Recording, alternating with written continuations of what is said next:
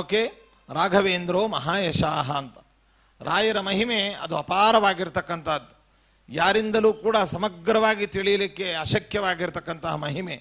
ಅಂತಹ ಮಹಾಮಹಿಮಾ ಸಂಪನ್ನರಾದಂತಹ ಗುರುಸಾರ್ವಭೌಮರು ಭಗವಂತನ ಪೂರ್ಣಾನುಗ್ರಹಕ್ಕೆ ಪಾತ್ರರಾಗಿ, ವಾಯುದೇವರ ಪೂರ್ಣ ಸನ್ನಿಧಾನಯುಕ್ತರಾಗಿ, ಜಗನ್ಮಾನ್ಯರಾಗಿ, ಜಗದ್ಗುರುಗಳಾಗಿ, ಎಲ್ಲರ ಹೃದಯ ಸಿಂಹಾಸನದಲ್ಲಿ ಜಾತಿ ಮತ ಭಾಷಾ ಪ್ರಾಂತಕ್ಕೆ ಅತೀತರಾಗಿ ಸಕಲ ಸದ್ಭಕ್ತರನ್ನು ಅನುಗ್ರಹಿಸ್ತಾ ಇರತಕ್ಕಂಥ ಮಹಾನುಭಾವರು ಗುರುಸಾರ್ವಭೌಮರಾಗಿದ್ದಾರೆ.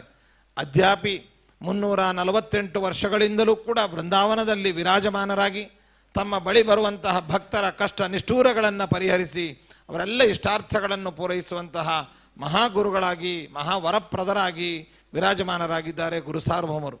ಅಷ್ಟು ಮಾತ್ರವಲ್ಲ, ಊರಿನಲ್ಲಿ, ಮನೆಗಳಲ್ಲಿ, ಬಡಾವಣೆಗಳಲ್ಲಿ, ಮಠಗಳಲ್ಲಿ, ಗ್ರಂಥಗಳಲ್ಲಿ, ಪ್ರಸಾದಗಳಲ್ಲಿ, ಮಂತ್ರ